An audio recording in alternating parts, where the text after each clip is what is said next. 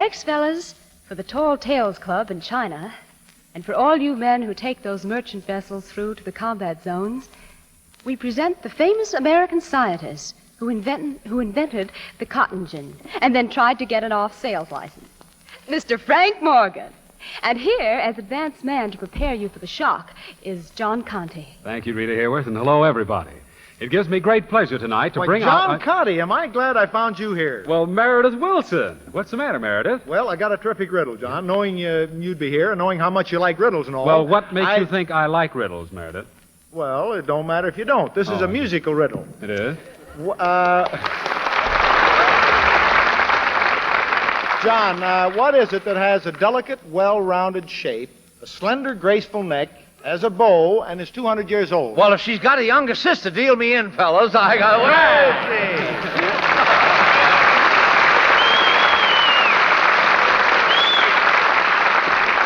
All right, Frank, all right. Just settle down. This is only a riddle. Oh, hello, Jockey. Conte.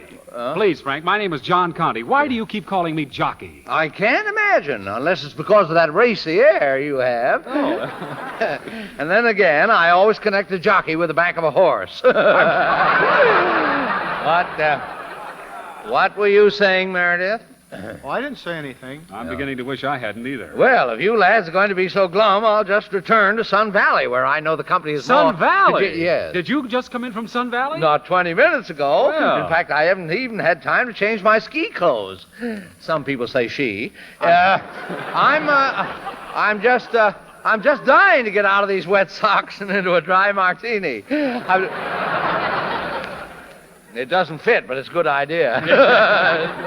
Well, how long were you in Sun Valley, Frank? Well, I left immediately after the program last Thursday, accompanied by a female flying instructor in my new low-wing monoplane. Wacko? Well, she was a little dizzy, but a good sport.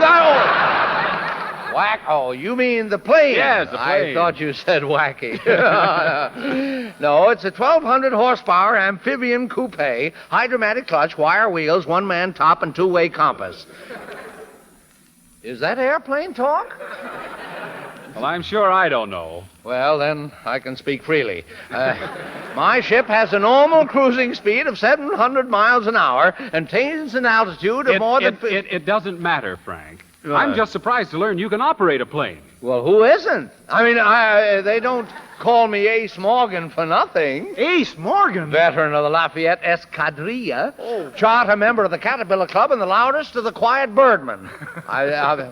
Gee, this is interesting. Yes. My grandfather...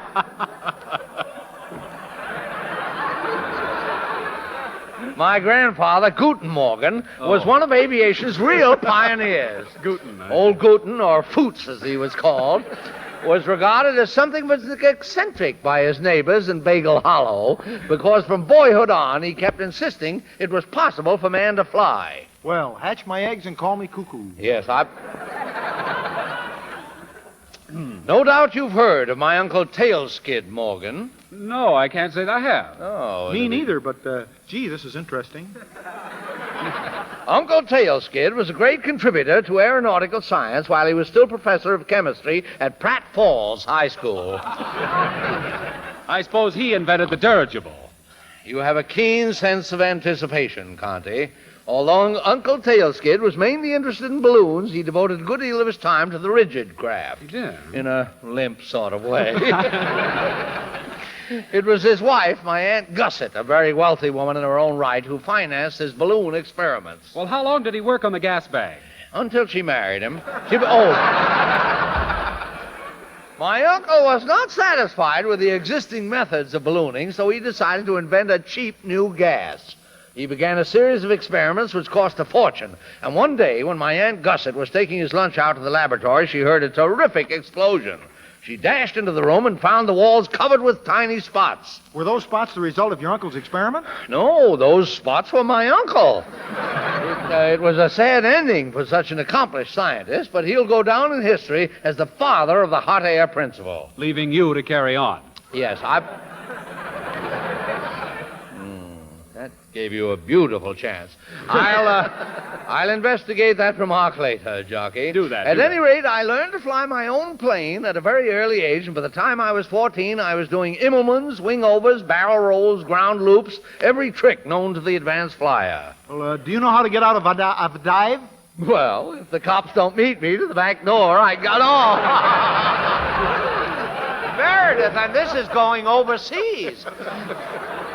On my first trip to Sun Valley, I ran into a storm at 16,000 feet, and ice began to form on my wing. No. To make matters worse, I detected a slight missing in my right motor. Your right motor was missing. Yes, I found out later I'd left it at the airport. Anyway, in a few minutes, I located the trouble, a loosening of the miniature treadle in my intake manifold. Miniature Trennel? Yes. What's that? A small steak. I'll have lamb chops. French fried? Mashed. Fried, too. What are we talking?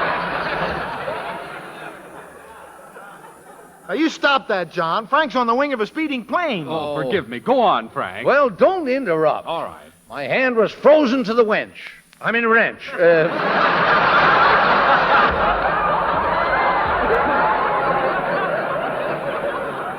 But once I had the motor running like a top. It's amazing. Yeah. How did you manage to crawl back into the cabin, Frank? I didn't. While I was working on the wing, the ship fell off.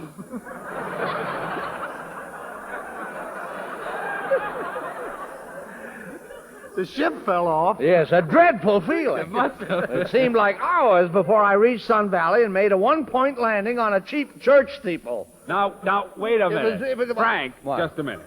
You flew to Sun Valley on a wing? Yes, it took a pretty piece Frank. of... What? Did you ever hear of the law of gravity? Gravity. Yes. Law. Law. Yes. Well, this happened before the law was passed.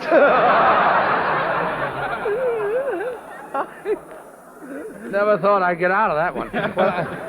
Well, fellas, I gotta get out of these ski clothes. I've never Now, felt... wait, don't go, Frank. I'd like to hear about Sun Valley. Tell us more. I'm coming to that. As soon as I arrived, I was struck by the beauty of the ice rink, a perfect circle 200 feet in diameter. I couldn't resist the impulse, and in a flash, I was in my tights and blades, gliding into the rink. Uh-huh.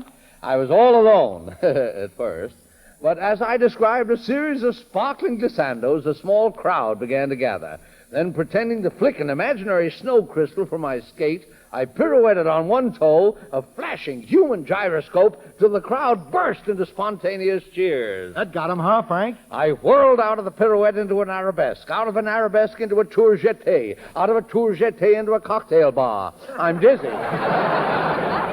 Well, come on, keep skating, Frank. Yes, by this time the crowd was hysterical. Throwing caution to the winds, I skated faster and faster. I finished off with a dozen precision tinsecas that sent the audience into a delirium. Young girls waved their toques, and dowagers shook their diamond stomachers. You must have been a sensation.